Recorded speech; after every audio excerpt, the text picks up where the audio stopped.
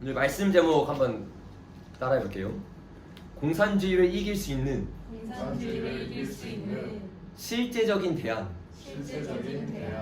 여러분, 제가 여러 차례 여러분과 공산주의에 대해서 나눴어요. 그러니까 여러분이 이 강의를 듣고 나서 여러분 마음 가운데 들었던 마음이 뭐냐?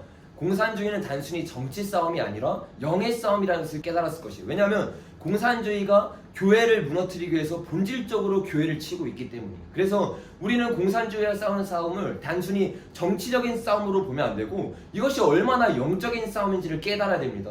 단순히 공산주의가 아니라 그 공산주의 뒤에 있는 사단이 있다는 것을 알고 우리가 싸워가야 돼요. 근데 우리가 이렇게 공산주의에다 나눠다 보면 결론적으로 우리 마음 가운데 드는 생각이 있어요. 그래서 뭐 어쩌라고? 공산주의가 이렇게 있어. 이렇게 세상에 침투했어. 그래서 청년인 내가, 아무런 영향력이 없는 내가 실제적으로 뭘 할 수 있는데, 이런 의문점이 드는 것이 당연한 것이 아닌가요? 물론 기도할 수 있습니다. 물론 하나님 앞에 부르짖으며 나아갈 수 있어요. 이것 또한 강력한 일이고 실제적인 일입니다. 그러나 주님은 단순히 우리가 기도하기만 원하는 것이 아니라 실제적으로 우리가 할 수 있는 일을 우리에게 알려주셨다는 거예요. 근데 많은 사람들이 이 실제적인 일이 뭔지를 모르니까 방향을 잡지 못하는 거예요. 그냥 단순히 뜬구름 잡듯이 공산주의가 있어, 우리는 이거와 싸워야 돼 말은 하지만 실제적으로 어떻게 싸워야 되는지를 모르니까 대처를 못하는 거예요. 내 삶을 그냥 뜬구름 잡듯이 보내기 시작합니다. 그냥 들은 건 들은 거고, 설교 때 설교한 거고, 강의한 건 강의한 거고, 내 삶은 그대로라는 거예요.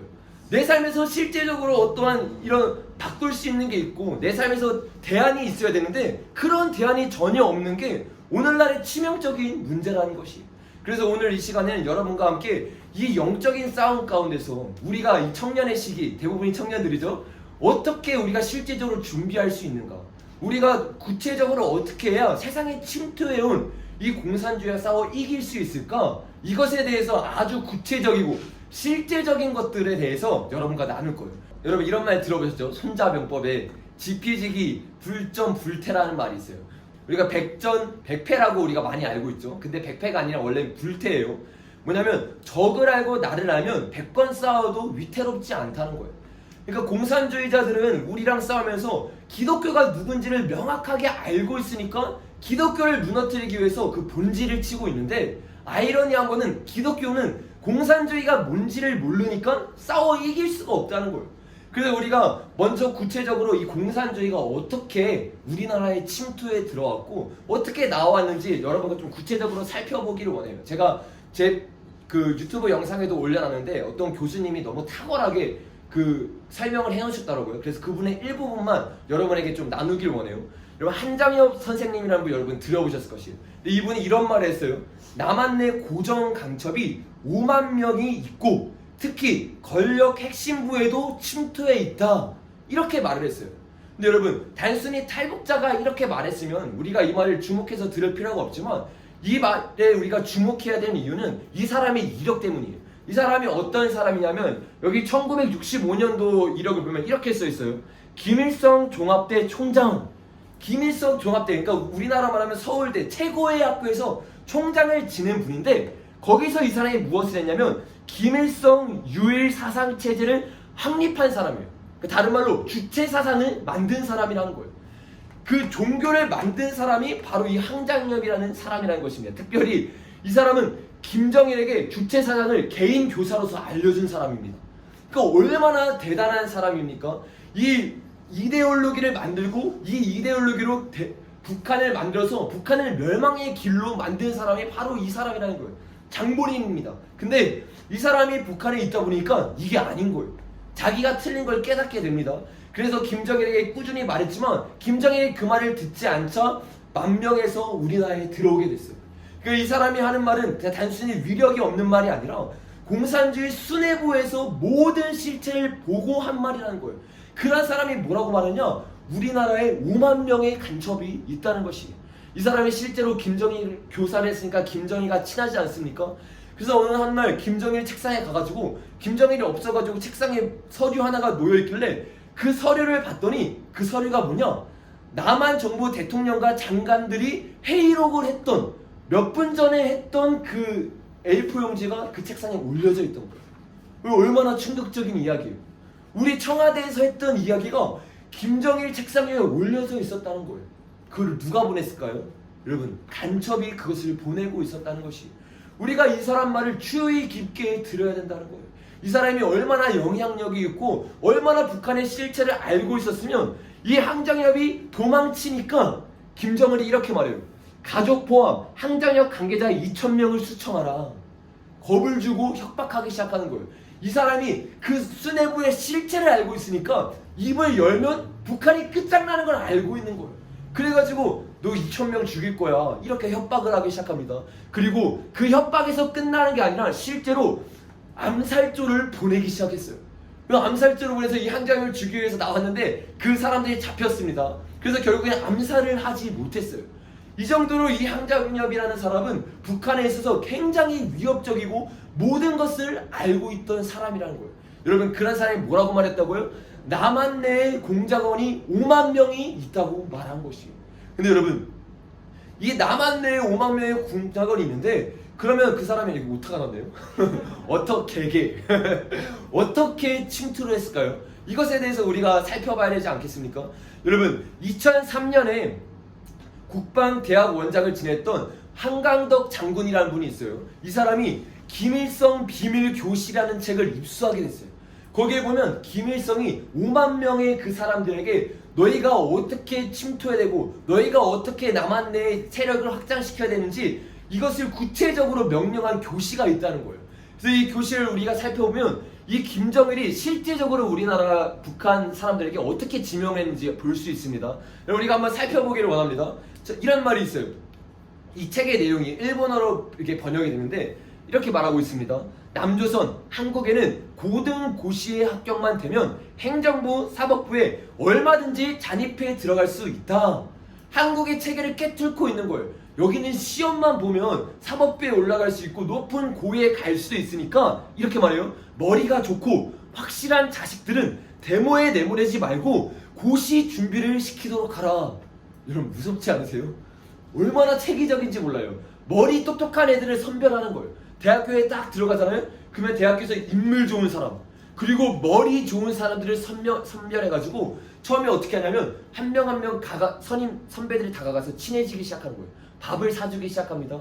그러면서 그 선배들에게 마음문을 열면 그때부터 1대1로 주체사상을 가르치기 시작하는 거예요. 그리고 그 사람들을 완전히 세뇌시키고 그 사람들을 높은 자리에 올라가게 만들도록 한다는 거예요.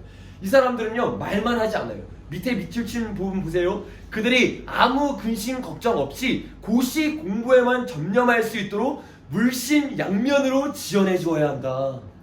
이 사람들이 자유민주주의 보수 세력들보다 낫습니다. 진짜로 다음 세대를 키우고 싶은 마음들이 있어요. 다음 세대에 목숨을 걸어야 된다는 마음이 있어요. 우리는 사사기에서 그 전례를 봐놓고서도 교회에서는 다음 세대를 키우려고 하지 않아요. 근데 이 사람들은 어떻게 합니까? 다음 세대를 키웁니다. 모든 물심양면으로 후원해주기 시작하는 거예요. 그러니까 10년이 지나고 20년이 지나니까 이 사람들이 올라가기 시작하고 사법부, 행정부를 점령하기 시작한다는 것이, 행정부, 사법부뿐만 아닙니다. 또 이런 말도 적혀있어요. 남조선에 내려가서 제일 뚫고 들어가기 좋은 곳은 어딘가 하면 교회이다. 이 사람들이 교회를 침략하기 시작한다는 거예요. 김정은이 말하기를 교회는 들어가기가 쉬워. 거기는 이력서도 없고 보증서도 없어도 얼마든지 들어갈 수 있어. 그저 성경책 하나만 끼고 부지런히 다니기만 하고 헌금만 내면 누구나 신임을 받을 수 있다. 그렇게 말해요. 그리고 그들의 신임을 얻어가지고 그들의 비위를 맞춰가며 미끼를 잘 던지면 신부, 목사들도 얼마든지 휘어잡을 수 있다. 여러분, 얼마나 이게 이 사람들이 교회를 깔보고 있는 거예요. 교회의 스피릿은 이 사람들 알고 있지만 교회가 다 죽어있는 거 아는 거예요. 그러니까 들어가가지고 말 한번 잘하고 그냥 좋은 척하고 신앙 좋은 척하면 다 속는다는 거예요. 그래서 교회에 침투해 보내는 거예요. 실제로 그러지 않았습니까? 신영복의 증언에 따르면 신영복이 CCC에 자신의 세력들을 침투해 넣어놓기 시작했어요. 왜? 무너뜨려야 되니까 교회를. 이 사람들은 아주 구체적으로 언제부터요? 1974년부터 이것을 체계적으로 준비하고 있었다는 것이에요. 또 하나만 더 보겠습니다. 이렇게 말하고 있어요. 남조선에서 들여온 영화 비디오를 보니까 김정은도 비디오랑 다 보고 있었나 봐요. 지는 다른 사람이 보면 다 숙청하면서 지는 아주 잘 보고 있어요. 비디오를 보니까 거기에도 재능 있는 작가, 예술인들이 많다. 여러분 주목하셔서 보셔야 됩니다. 이 사람들이 예술의 영역, 문화의 영역이 얼마나 중요한지를 알고 있었어요. 그래서 1976년대에 담아요. 이때부터 그들을 공략하기 시작한다는 거예요. 그런데 그 중에 잘 나가는 몇 사람 빼고는 절대 다수가 실업자 아니면 어려운 형편인 거예요. 그러니까 이 사람들에게 돈을 주면서 후원해주기 시작합니다. 그리고 조직을 만들어주기 시작하는 거예요. 그래서 이 사람들이 훌륭한 걸작품을 만드는데 중요한 건 뭐냐? 이 사람들의 머릿속에 주체사상을 세뇌시키니까 어떠한 세계관이 나오겠습니까? 공산주의 세계관이 영화를 통해서 나오게 된다는 거예요. 영화들 가운데 좌파 영화들이 그렇게 많은지 여러분 이제 아시겠습니까? 우리는 준비 안 하고 실제적으로 눌러달라 하고 있을 때 이 사람들은 아주 구체적으로 준비하고 있었다는 거예요. 우리는 주의 청년들이 복음 들고 나가길 원합니다. 그냥 감정적으로 교회에서 눈물 흘리고 울고 끝냈어요. 근데 이 사람들은 그렇게 끝낸 게 아니라 실제적으로 준비를 했다는 거예요. 우리가 제대로 된 신앙으로 나아가지 않으면 감정적인 신앙, 샤머니즘적 신앙을 가지고 있으면 이들을 이길 수 없다는 거예요. 우리는 너무 배짱이 같은 신앙을 하고 있어요. 그냥 놀면서 신앙생활합니다. 그냥 여기서 좋으면 좋은 게 다야. 실제적인 준비를 해야지 여러분.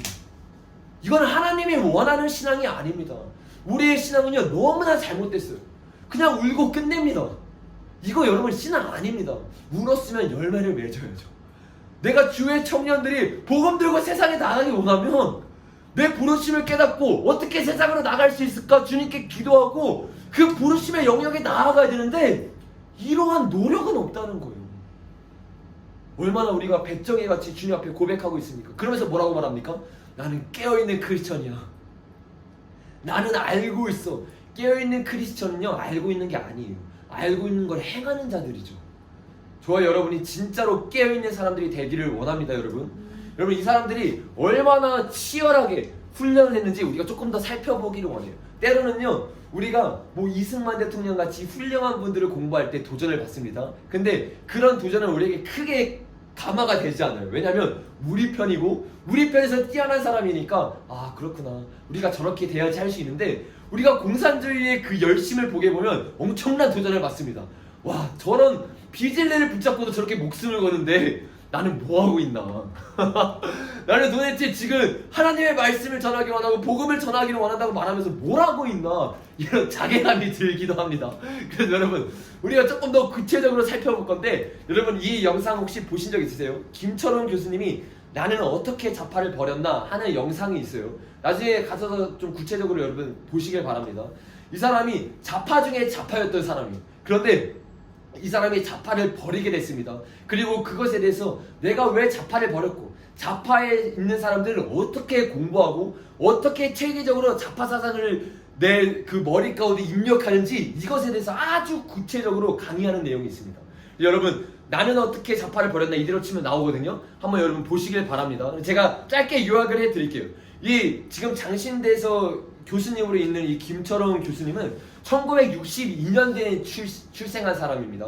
그러니까 이 386 세대에 거의 근접한 사람인 거예요. 근데 이 사람이 81년에 서울대 사회학과에 들어가기 시작했습니다. 사회학과가 거의 공산주의의 근본지라고 할 수 있는 학과입니다, 여러분.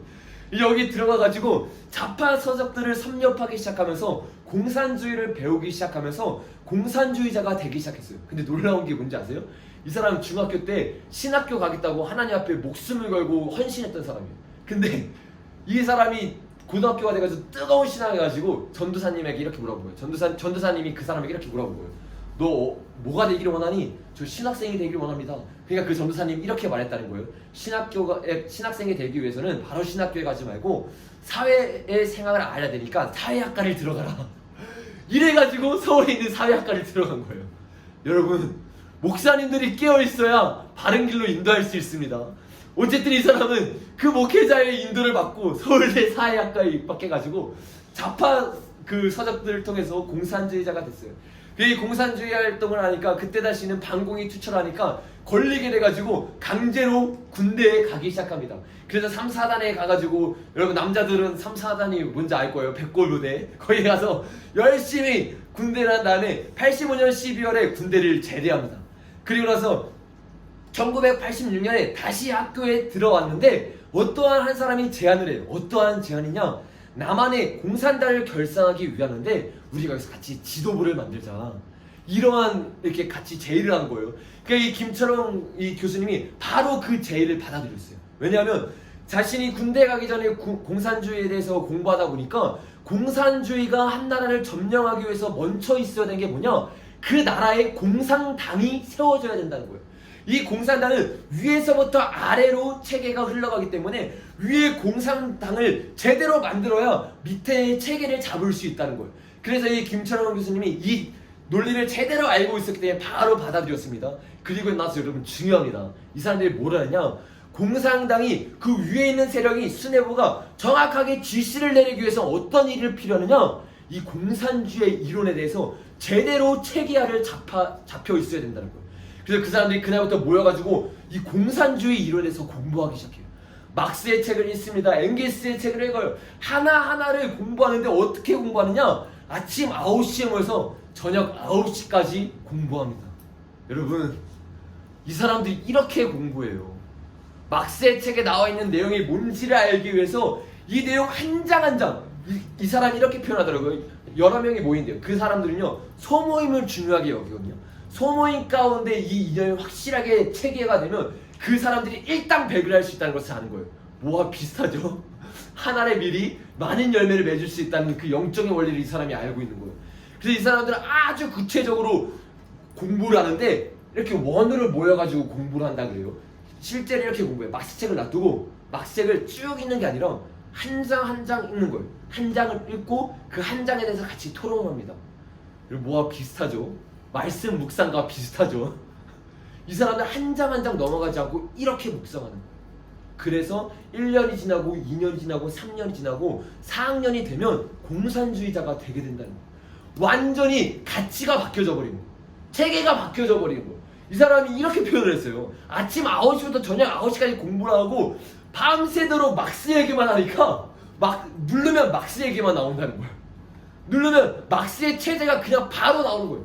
어떠한 나라를 보면 그 나라를 막스 체제로 보기 시작하는 거예요. 여러분 부끄럽죠? 이 잘못된 진리를 붙잡고도 이렇게 묵상하고 체계화시켜서 어떤 걸 볼 때 그것이 막스 체계로 보이기 시작하는 거예요. 우리는 그렇게 보입니까? 어떠한 딱 상황이 내 안에 터졌을 때 말씀 가운데 이것을 어떻게 해결해야 되는지 내 안에 딱 떠오르십니까? 말씀을 그렇게 묵상하고 말씀을 그렇게 체계하는 노력이 여러분 가운데 있습니까? 우리 정말 도전받고 우리 정말 삶이 바뀌어야 됩니다. 여러분. 우리 너무 놀자 판으로 살았어요. 저는요 이거에 대해서 공부할 때마다 정말 주님 앞에 회개합니다. 야 나는 어떻게 인생을 살았나? 이 20년의 인생을 내가 어떻게 나아가고 있었나? 한 날은요 이 사람이 아침에 공부하고 한 문제에 대해서 묵상을 아무리 하고 여러 명에서 얘기를 나누고 토론했는데 도대체 이 문제에 대해서 알 수가 없는 거예요. 근데 그 아침 얘기가 끝나고 저녁 먹고 잠시 낮잠 자는 시간이 있습니다. 낮잠을 잤는데 여러분 이거 실화입니다. 낮잠을 자는데 이 김철웅 교수님의 꿈에 막스가 나타나서 이 너네가 모르는 이 내용이 뭔지에 대해서 설명을 해주는 거예요. 그래서 너무나 깜짝 놀라서 이 사람이 일어나서 같이 있는 사람들에게 가서 내가 방금 꿈을 꿨는데 막스가 이 내용이 이거래. 근데 거기 있던 사람 다 똑똑한 사람이지 않습니까? 얘기를 들어보니까 이게 맞는 거야. 다 깜짝 놀랐다고 말하고 있어요. 여러분 우리 정말 분발해야 돼요. 여러분 우리 진리를 보면서 우리는 이런 궁금증이 있습니까? 우리 궁금증이 없어요. 말씀 일단 모르면 그냥 넘어갑니다. 근데 이 사람들 그냥 안 넘어가요. 왜? 체계화 시켜야 이것이 힘이 된다는 걸 아니까. 이 사상이 나를 변화시킬 수 있고 이 나라를 변화시킬 수 있는 거 아니까 사상을 체계화시키는 거예요. 죽어있는 사상으로도 나라를 바꾸는데 살아있는 진리로 왜 우리가 나라를 못 바꾸냐? 우리는 이런 노력이 없고 이러한 질문이 없기 때문에 하는 거예요. 말씀을 보는데 말씀에 대한 궁금증이 없어요. 말씀이 길이라 말하고 말씀이 답이라고 말을 합니다. 근데 말씀이 답이면 타야죠. 하물며 시험 공부를 해서 3주 동안 열심히 공부하는데 이 말씀에 대해서 공부하고 싶은 마음이 우리 가운데 없다는 거예요. 여러분 말씀 공부하시기 바랍니다. 말씀을 여러분의 삶 가운데 체계화시켜서 이 사람들처럼 공부해야 된다는 거예요. 여러분 우리가 이 내용들을 쭉 살펴보니까 어떠한 마음이 듭니까? 이 사람들이 이런 처절한 노력과 뒤에서의 그 공산당이 물신양면으로 도와주니까 이 사람들이 결국에는 20년, 30년이 지나서 장의 자리에 오르게 되는 거예요. 잘 보세요. 이 사람은 80년대 사람입니다. 김일성의 교신은 70년대부터 와가지고 체계적으로 준비했어요. 그래서 청년들을 공격했고 그 청년들이 지금의 장애 자리에 서게 된 거예요. 그때의 청년들이 지금의 50대, 60대, 70대의 사람들입니다. 그러니까 이게 지금에 와서 열매를 맺고 있는 거예요. 대한민국 가운데 왜 이런 열매를 맺느냐? 우리는 탱자생자 놀 때 이 사람들은 열심히 공부하고 열심히 지원하고 나아갔다는 것입니다. 여러분 도전이 되시죠? 그러면 우리가 실제적으로 이 사람들의 어떻게 이 나라를 점령했는지 보았어요. 그러면 우리는 이들과 똑같이만 하면 돼요. 왜 그런지 아세요? 이 사람은 죽은 사상을 가지고 그렇게 열심히 일했는데 조라한 열매를 맺었다면 우리는 활력 있고 살아있는 운동력 있는 이 말씀을 붙잡고 저대로 하면 우리는 저들의 사상을 이깁니다.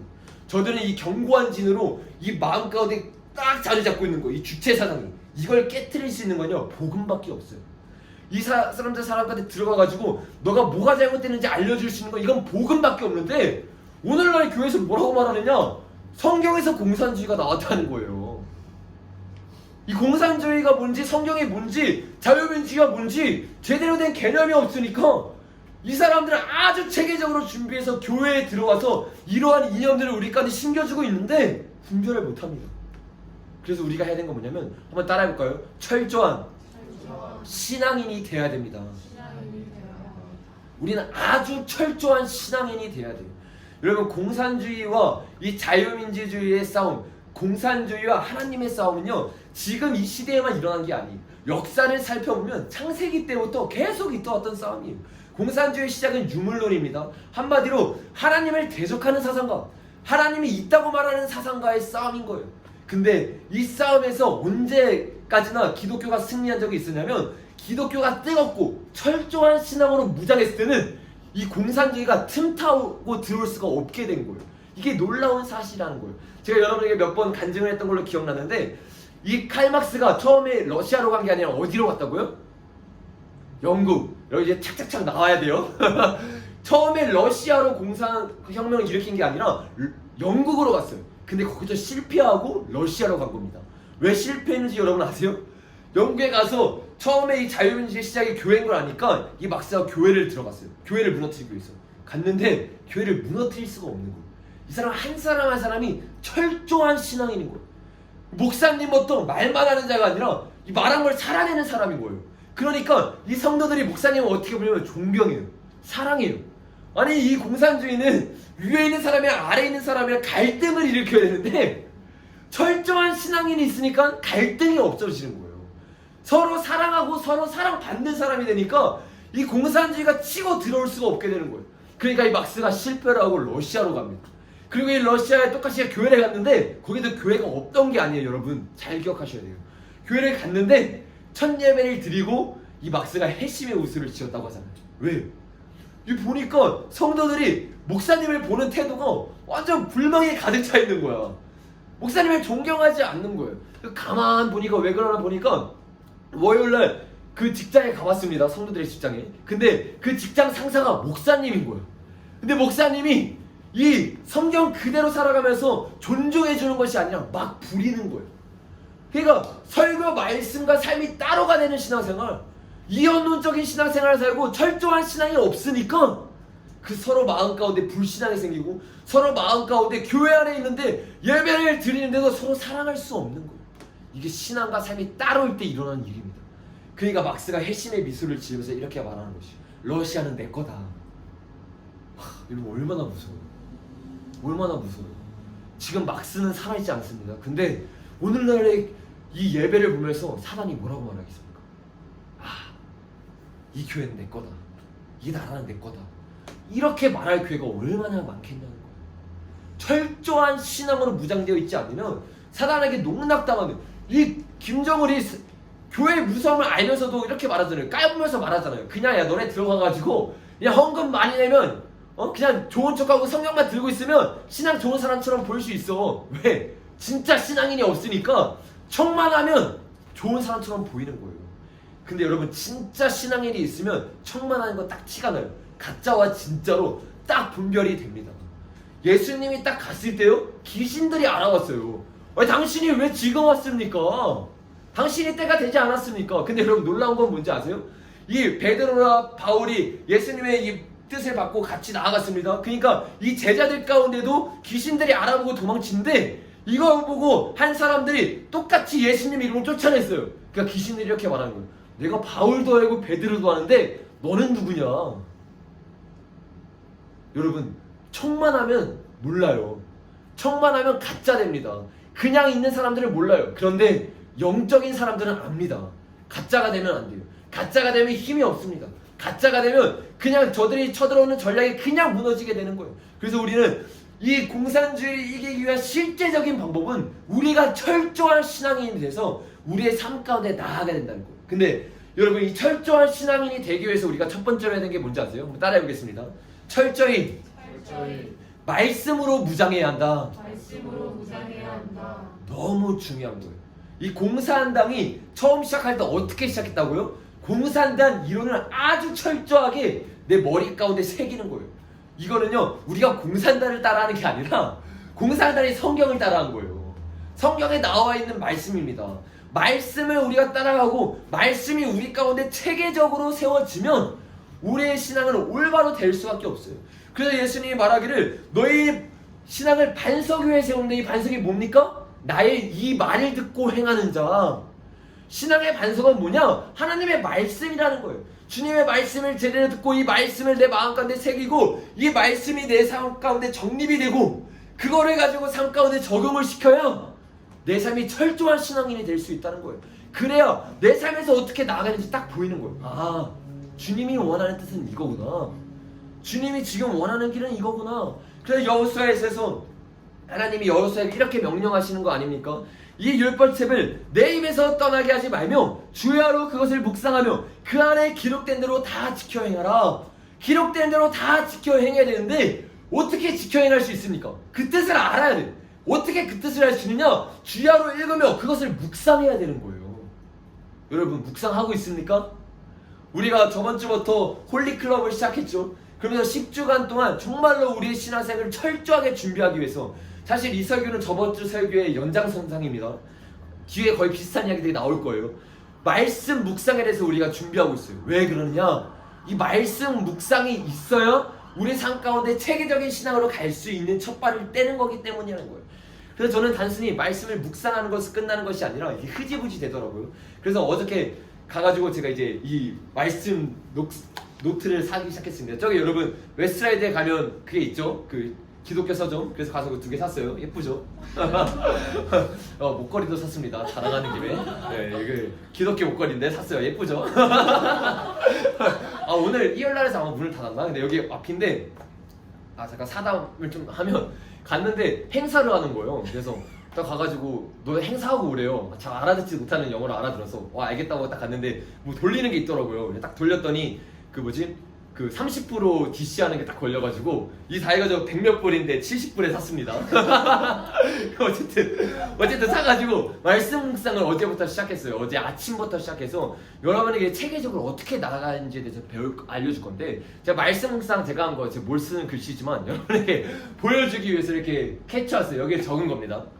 뭐냐면 여러분, 제가 어저께 마태복음을 읽었어요. 잠언을 우리가 지금 같이 읽고 있죠. 그래서 지금 잠언을 읽고 녹음을 해서 우리 카톡방에 올리고 있어요. 10주 동안 계속 그렇게 할 겁니다. 그리고 여러분 그것만 하면 안 되는 거 아시죠? 여러분 나름대로 또 읽으셔야 됩니다. 저는 마가복음을 읽었어요. 근데 마가복음을 읽으면서 계속 묵상을 하는 거예요. 성경을 어떻게 읽어야 되냐면 몇 장을 읽는 게 중요한 게 아니라 몇 시간을 읽는 게 중요한 거예요.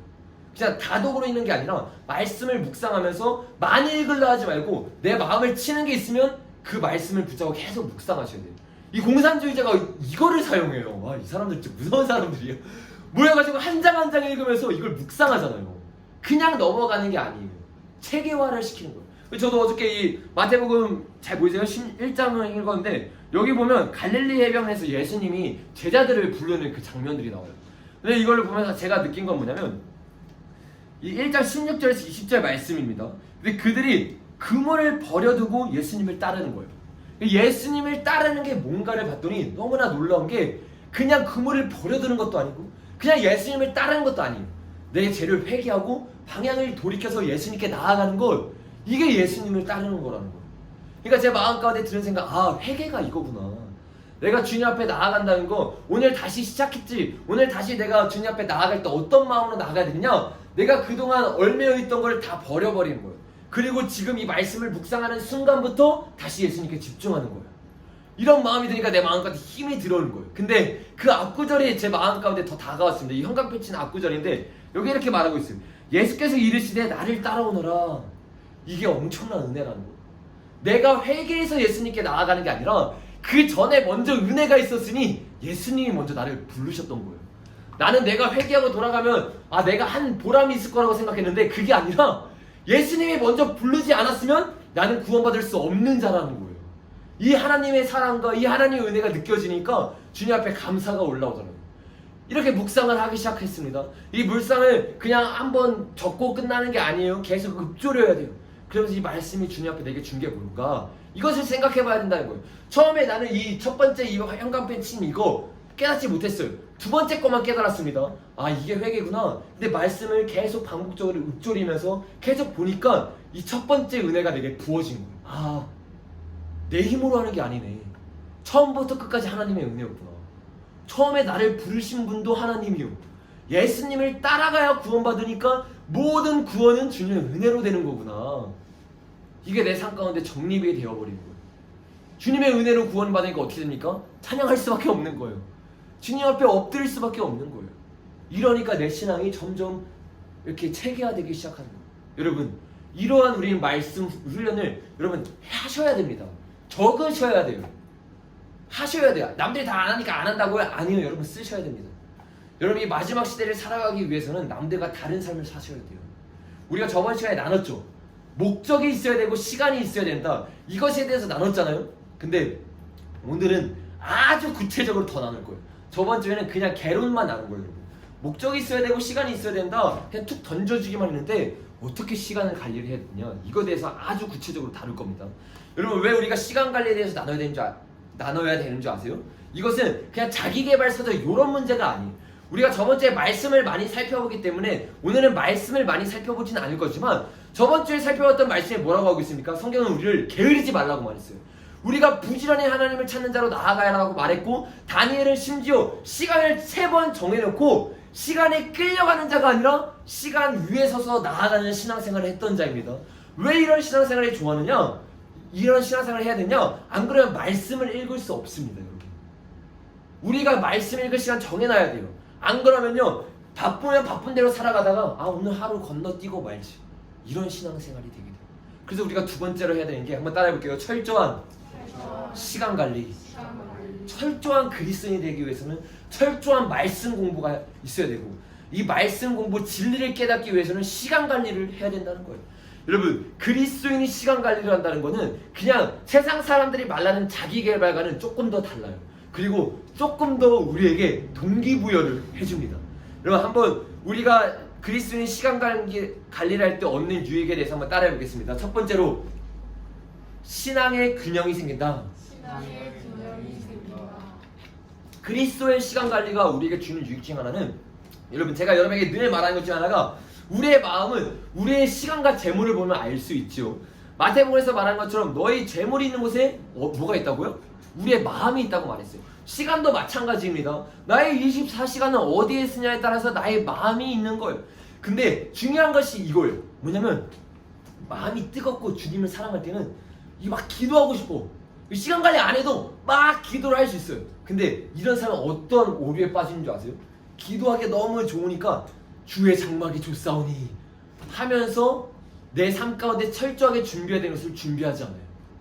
어떤 사람은 부르심에 대한 뜨거운 마음이 있습니다. 그래서 이 부르심을 이뤄야 되면서 철저하게 공부하며 나아가면서 신앙생활을 소홀히 하기 시작해요. 그러면 이 균형이 깨어지는 거예요. 신앙생활 내에서도 마찬가지. 어떤 사람은 기도하는 걸 통해서 하나님을 만납니다. 그런 사람은 시간이 있으면 기도만 하려고 그래. 여러분, 이 말씀과 기도의 균형을 잡아야 돼요.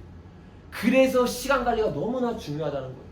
그냥 될 때마다 하면 될 때마다 내 마음에 원하는 것을 하게 되어 있어요. 그러나 내가 시간을 정하면 내 시간에 맞게 말씀을 읽을 수 있고 기도를 할 수 있고 내 삶에 실제적으로 준비해야 될 것을 준비하면서 이 모든 것이 철저하게 준비가 될 수 있다는 것이. 그래서 우리가 이러한 신앙생활을 해야 되는 거예요. 이것이 없으면요, 여러분, 각근 전략이라고 아세요? 각근 전략? 뭔지 아세요? 이 각근을 풀기 위해서 이 세 개를 다 할 필요가 없어요. 하나만 무너뜨리면 각근은 벗겨집니다.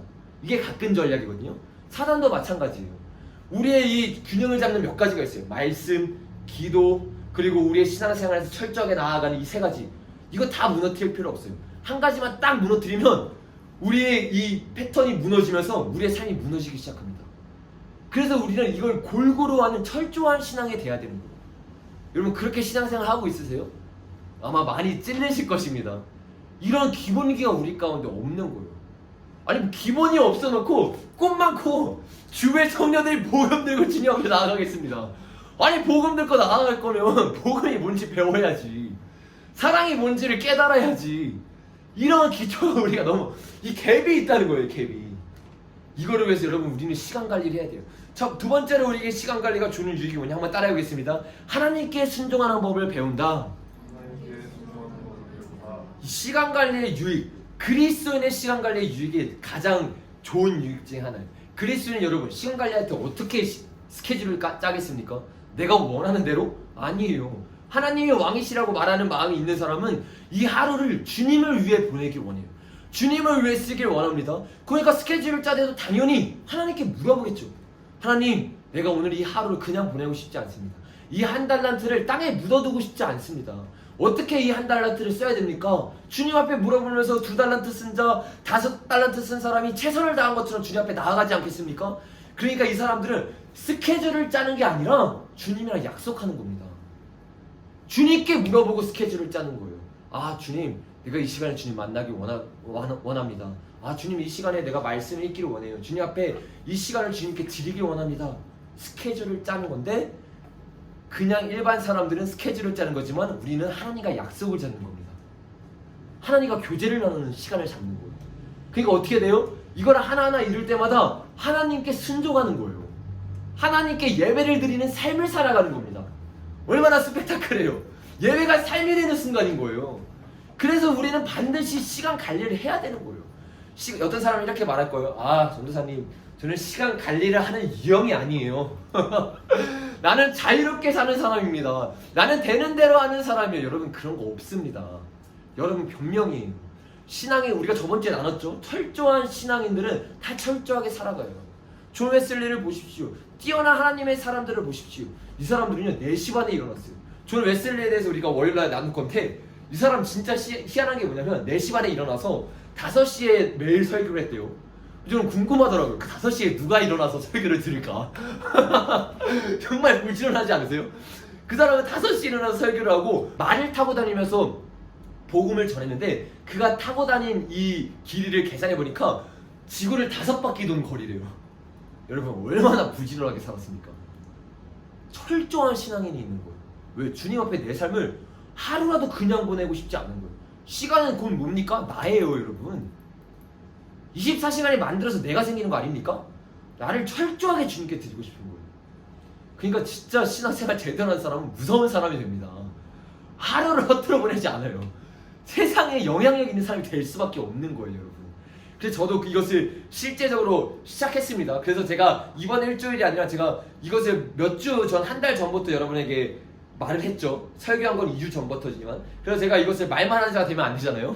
그래서 4시간, 그 한 달 전부터 계속 4시 반에 일어나기 시작했습니다. 그러면서 구체적으로 어떻게 이것을 우리 삶에, 여러분에게 4시 반에 일어나는 말 아닙니다. 오해하지 마세요. 각자의 삶에 이것을 적용하면 돼요. 이 노하우를 이렇게 듣고 나서 어떻게 우리가 실제적으로 이것을 적용할 수 있는지에 대해서 우리가 오늘 아주 구체적으로 여러분과 나누기를 원해요. 여러분 메이크 타임이라는 여러분 책 여러분 들어보셨어요?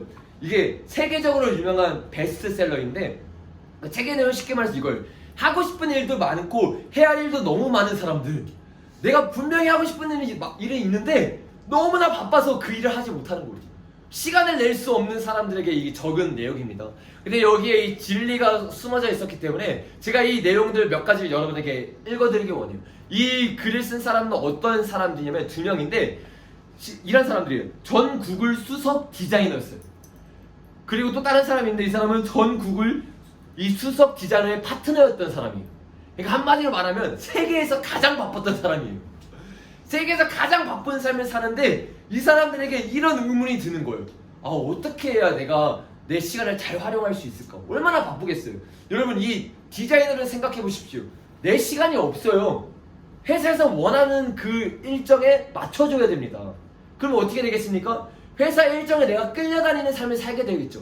시간을 조정할 수 있는 사람이 될 수 없는 거예요. 그래서 이 사람들이 계속 고민하는 거예요. 고민하면서 이 두 사람이 어떻게 해야 우리가 우리의 시간을 끌려가는 사람이 아니라 시간 위에 서서 이 시간을 조절하는 사람이 될 수 있을까? 이것에 대해서 치열하게 연구해서 낸 책이 바로 이 책이라는 거예요.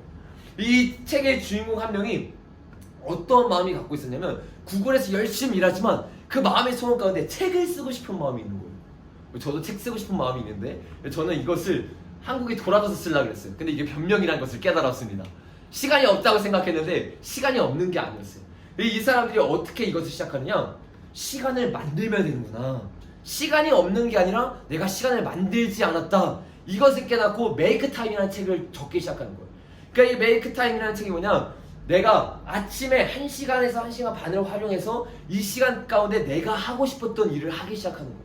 그리고 그 일이 어떻게 되냐면 좀 이따도 나누겠지만 이것을 어떻게 표현하냐면 형광펜 이거 치는 걸 뭐라고 하죠?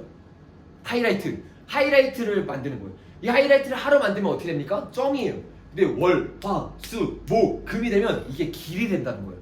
그리고 내 삶 가운데 이게 쌓여서 내가 나아가야 되는 길을 만들고 나를 성공하게 만든다는 거예요. 여러분 잘 기억하세요.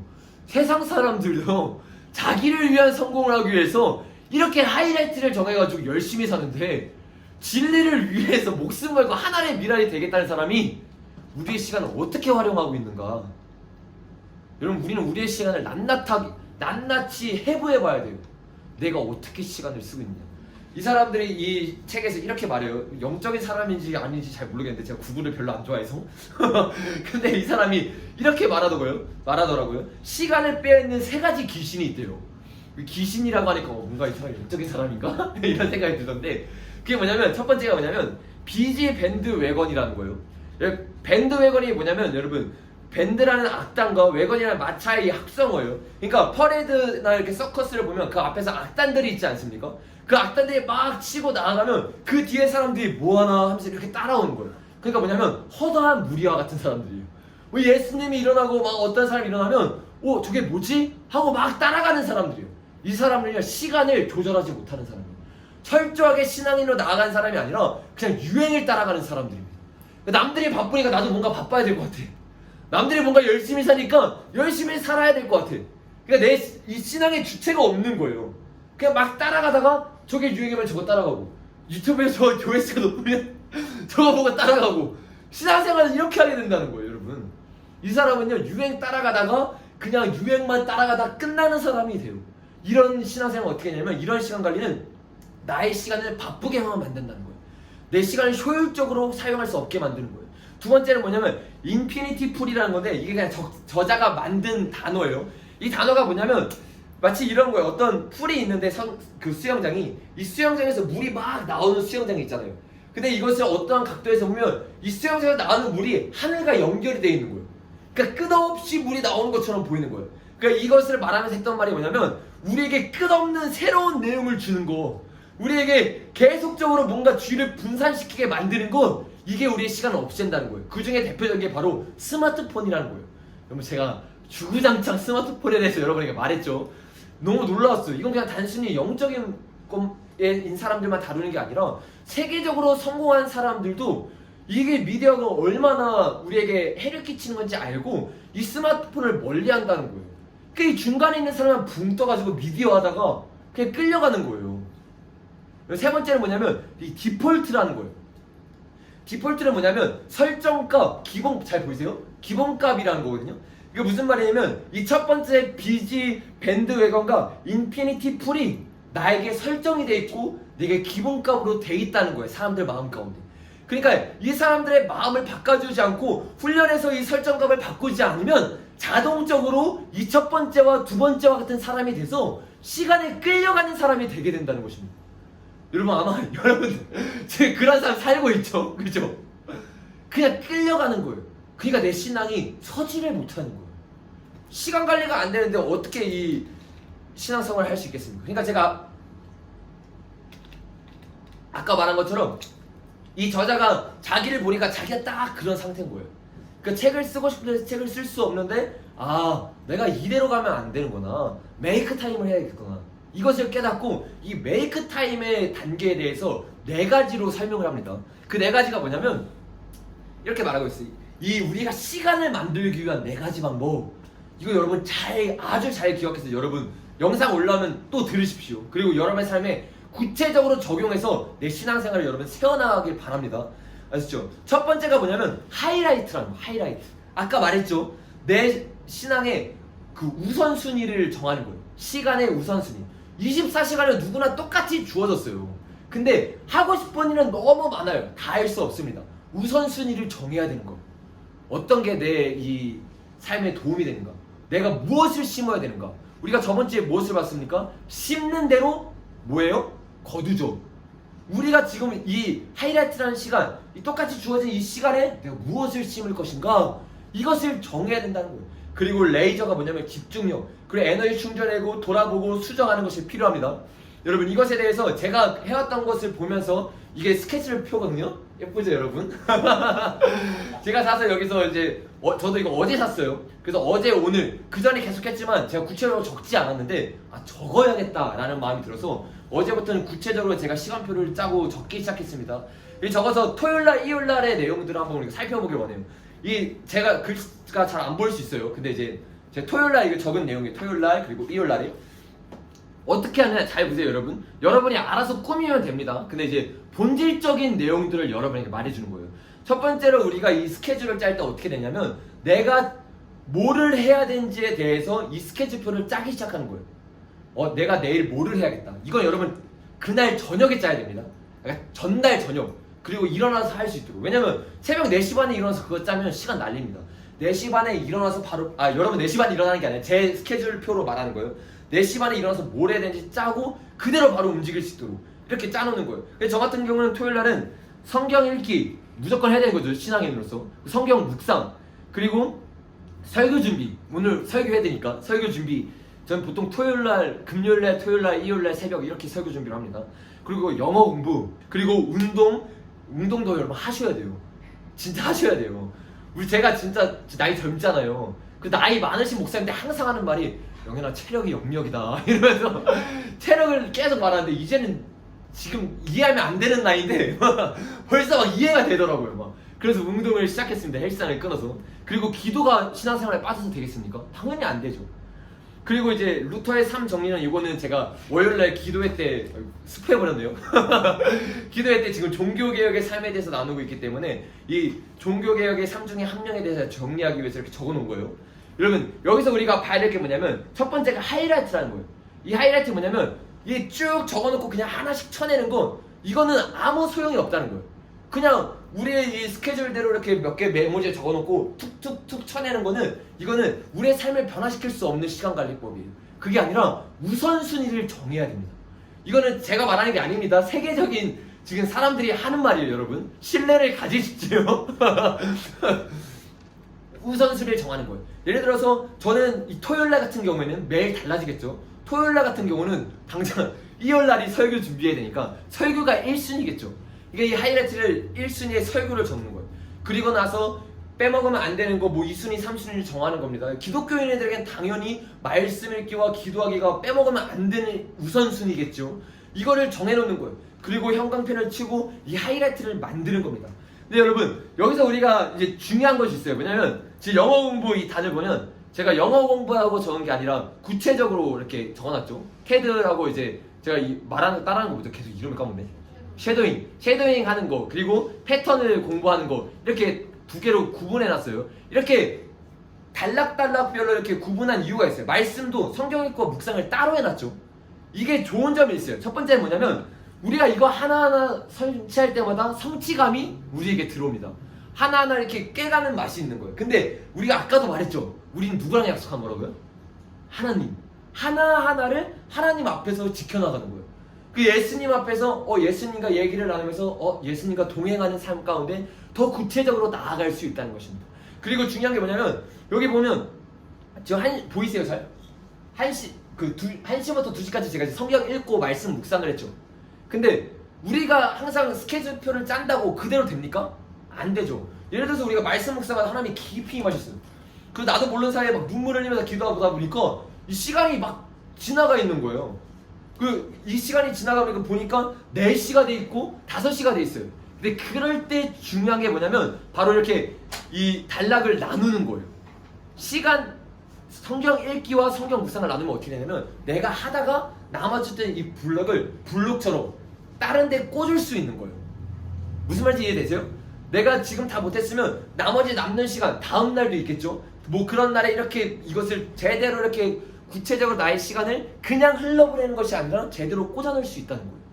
이렇게 구체적으로 시간 관리를 할 수 있기 때문에 최대한 시간을 쪼개서 여러분이 이렇게 조절하면 여러분의 시간 관리하는데 도움이 됩니다. 그리고 두 번째 그 집중하는 것에 대해서는 그 다음에 나눌 거예요. 세 번째가 에너지 충전이었죠.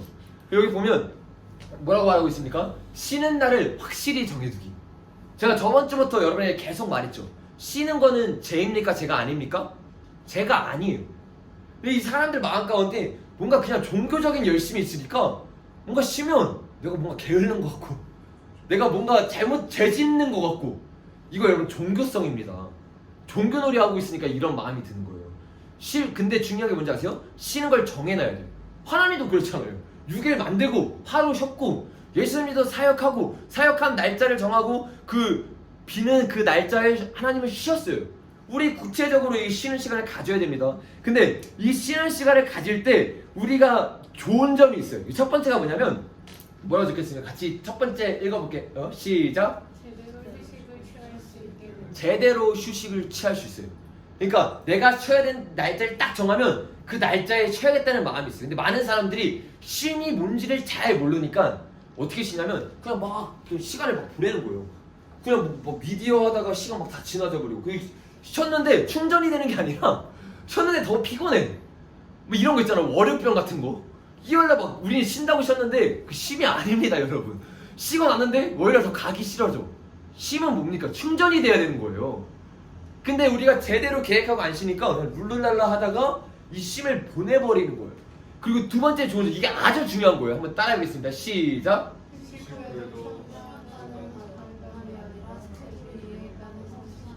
와, 너무 중요한 거예요. 이게 우리 마음 가운데 우리가 이 스케줄표를 정해놓지 않고 휴식을 정해놓지 않고 쉬는 우리 마음 가운데 사단이 꼭 들어가서 정죄를 넣어요. 야, 너 왜 쉬어? 너 지금 쉬면 안 돼. 너 왜 낮잠 자? 봐봐, 너는 안 된다니까? 너는 게을러서 안 돼. 이렇게 계속 우리를 속삭이고 우리에게 좌절을 주고 우리에게 낙심을 줍니다. 근데 이거를 스케줄표에 정확히 짜고 나아가면 어떻게 되냐면 이 쉬는 게 하나님과의 약속이 되어버리는 거예요. 그리고 쉬는 게 내가 해야 되는 일이 되어버리는 거예요. 안 쉬는 게 스케줄을 안 따르는 거예요. 그러니까 어떻게 됩니까? 무조건 잘 쉬는 거예요. 그리고 나서 오히려 어떠한 효과가 일어나느냐? 쉬고 났는데 내 마음 가운데 내가 뿌듯함이 느껴지는 거예요. 쉬어야 될 때 잘 쉬었다. 내가 해야 될 때 잘했다. 이러한 마음이 들면서 성취감을 느끼게 된다는 거예요. 여러분 솔깃하지 않으세요? 재밌게 놀고 재밌게 이렇게 신나게 놀고 나는데 이 신나게 논 게 내게 정제감으로 오는 게 아니라 내게 다음에 나아갈 그 힘이 생기는 그런 힘이 생기게 된다는 거예요. 여러분 마음 가운데 그런 마음이 생길 수 있도록 구체적으로 이렇게 신앙생활 짜기 바랍니다. 그 네 번째가 뭡니까? 돌아보고 수정하기. 그러니까 우리가 하루 동안 살면서 마지막 날에 해야 되는 일은 뭐냐면 우리가 마지막 날에 우리의 삶을 돌아보고 그리고 그 다음 날에 우리가 어떻게 해야 되는지 구체적으로 다시 한번 시간 스케줄을 짜는 거죠. 그러니까 우리가 돌아볼 때 우리 그리스도인이 해야 될 일이 있어요. 그게 뭡니까? 감사예요, 감사. 제가 여러분에게도 나눴죠. 그리스도인의 열매 중에 하나가 기쁨과 감사예요. 감사하지 않는 건요 그리스도인이 아니에요. 범사에 기뻐하라, 쉬지 말고 기도하라. 그리고 뭐라 합니까? 항상 범사에 감사하라 말하고 있잖아요. 우리는 감사해야 되는 사람인데 감사를 너무 잊어버려요. 그래서 우리는 마지막 이 시간에 하루를 돌아보면서 감사할 것을 찾으셔야 돼요, 여러분. 저는 3가지만 찾기로 했습니다. 너무 많겠지만. 그래서 3가지를 여러분 적는 거예요. 감사를 적으면서 이 감사가 하나님의 말씀에서 말하고 있잖아요. 감사하라고. 근데 실제적으로 연구 결과에도 감사하는 그 삶 가운데 그 삶에 그 성취율이 올라간다고 말해요. 하나님의 진리는 위대합니다. 가학은요 그냥 이 진리의 말씀을 그냥 증명해 주는 것 뿐이에요. 우리는 이 과학 말씀을 따라가는 게 아니라 성경에서 말하는 걸 따라가다 보니까 과학적으로 살고 있는 겁니다. 그러니까 여러분 감사하는 삶을 살아가십시오. 아셨죠? 그리고 나서 해야 되는 게 마지막 이제 다 스케줄 끝내고 나서 저는 이거 다 체크를 하는 거예요. 내가 끝낼 때마다 성취감 느낄 때마다. 어제는 뭘 못했냐면 루터의 삶의 정리를 못했어요. 8시부터 10시까지 하는 건데 이때 삶의 정리를 하거나 아니면 설교 마무리를 해야 되는데 제가 아침에 설교 준비를 다 못 끝냈기 때문에 어제는 8시부터 10시까지 설교 준비를 했습니다. 그래서 이 루터의 삶의 정리를 못했어요. 그러면 어떻게 하겠습니까? 이거를 뒤에 넘기겠죠. 그리고 나서 그 다음날 이제 스케줄표를 짜는 거예요. 이거는 오늘 스케줄표겠죠, 저의. 이제 보니까 이제 기도의 설교 준비를 해야 돼요. 월요일날 설교니까 바쁘죠. 참 이게 참 고달픈 인생입니다. 제가 토요일날도 설교를 전하거든요. 연달아 설교를 3개 하는 게 이게 와 쉬운 일이 아니더라고요. 어쨌든 설교를 하고 예배가 있어요. 가장 중요한 그리스도에서 예배가 있죠. 그리고 말씀이 있고 기도가 있고 영어 공부를 또 할 거예요. 그리고 나서 가장 저에게 하이라이트 중 하나는 설교 준비예요. 왜냐하면 예배 가운데 우리가 정말로 하나님의 말씀을 듣기 위해서는 하나님 앞에서 예배를 준비하는 그런 마음들이 있어야 되잖아요. 그래서 제가 그 시간을 투자하는 거예요. 그래서 일요일날 아침에 6시부터 오늘 스케줄표예요. 6시에 일어나서 8시 반까지 설교 준비를 합니다. 그리고 나서 이제 운동을 가서 운동하고 와서 지금 예배가 된 거예요. 이해되시죠? 이렇게 우리가 스케줄을 짜고 그 스케줄표대로 살아가면 내가 시간 되는 대로 살아가는 게 아니에요. 지금 제가 원하는 대로 살아가는 거예요. 하나님과 약속한 대로 살아가는 겁니다. 이러면 어떻게 되는 거예요? 하나님 앞에 내 하루 한 시간에 저 하나님의 미라를 신고 있는 거예요. 하나님의 미라를 신고 있는 거예요. 여러분 우리 이렇게 나아가야 됩니다. 여러분 스케줄표 여러분 짜시기 바랍니다. 저는 여러분에게 제가 자신 있게 말씀드릴 수 있어요. 저는 스케줄표를 짜는 유형의 사람이 아닙니다. 정말 아닙니다. 저는 시간대로 사는 사람이 정말 아닙니다. 저는 진짜 저 지금 약간 프리랜서처럼 지금 살고 있거든요. 그래서 항상 지금 평생의 소원이 프리랜서였어요. 왜? 너무 싫은 거예요. 월요일마다 금요일마다 이게 교회 가가지고 월요일 금요일마다 일하고 뭐하고 6시에 퇴근하고 이런 삶이 싫은 거예요. 그냥 막 내가 원할 때 성경할 수 있고 내가 원할 때 막 뭐 하고 싶고 그래서 내가 그런 삶을 실제로 지금 혼자서 살고 있어요. 와 내가 원하는 대로 살 수 있겠다 사니까 망가지더라고요. 망가지더라고요. 더 시간을 활용 못해. 깨달았어요. 여러분 좀 이따 습관에 대해서 나눌거든요. 누군 또 이렇게 말해요. 나는 습관 잡는 사람이 아니에요. 습관 없는 사람은 없습니다. 그 사람은 어떤 사람이냐면 습관 들이지 않는 습관으로 살고 있는 사람이에요. 누구나 습관으로 살아가게 돼요. 그리고 그 습관은 오늘날의 나를 만들었습니다. 그게 성경에서 말하고 있는 바죠. 내가 보는 대로 내가 듣는 대로 나의 신앙생활이 만들어진 거예요. 여러분 이제 외우셨죠? 믿음은 어디서 난다고요? 들으면 어디서 나온다고요? 그리스도의 말씀으로. 내가 믿음은 어디서 나 들은 거 내가 본 거를 통해서 믿음이 나는 거예요. 신앙도 삶도 다 마찬가지예요. 내가 듣고 본 거 나의 습관을 통해서 내가 형성된 겁니다. 그래서 이 습관과 스케줄표 짜는 거는 내가 아니라고 말하는 게 아니라 우리가 지금부터 우리 21일간 66일간 10주 동안에 우리가 좀 훈련하잖아요. 이 훈련 기간 동안에 반드시 우리 가운데 습관으로 자리 잡아야 되는 문제라는 거예요. 아마 진짜 확실할 수 있어요. 여러분 중에서 제가 가장 시간 관리 안 되는 사람이에요. 제가 하니까 여러분도 하시길 바랍니다. 아셨죠? 여러분 우리가 첫 번째, 세 번째, 네 번째를 나눴어요. 두 번째가 뭐였죠? 레이저였죠. 그렇죠? 레이저가 뭐냐면 집중력이에요. 그러니까 우리가 이 스케줄표를 짜고 가장 중요한 건 뭐냐면 짜는 게 중요한 게 아니라는 거예요. 짠 걸 행하는 거. 이게 진짜 너무나 탁월한 원리예요. 세상에서 통하잖아요. 들음으로 끝나는 게 아니라 행함으로 보이라는데 왜 오늘날 그리스도인들은 세상이 다 아는 거를 왜 안 하는지 모르겠어요. 뭐 다른 그리스도인이 말하는 게 아니라 저를 말하는 겁니다. 여기서도 말하고 있어요. 집중력이 있어야 된다는 거예요. 제가 했던 말을 이 사람이 그대로 하더라고요.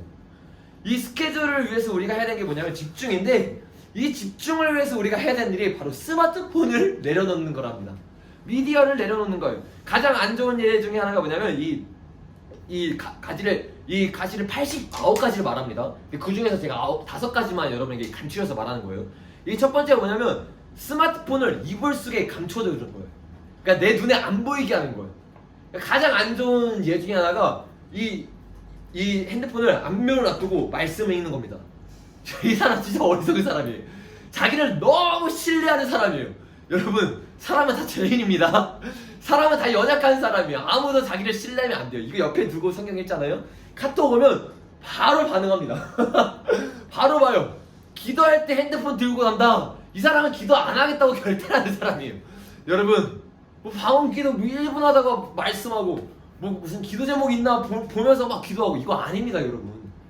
기도할 때 우리가 나눴잖아요. 어떻게 기도한다고요? 골방에 들어가서 문을 닫고 내 앞에 은밀한 하나님 앞에 은밀하게 기도하라는 거예요. 집중해서 기도하라는 거예요. 집중은요 너무나 필요한 거예요.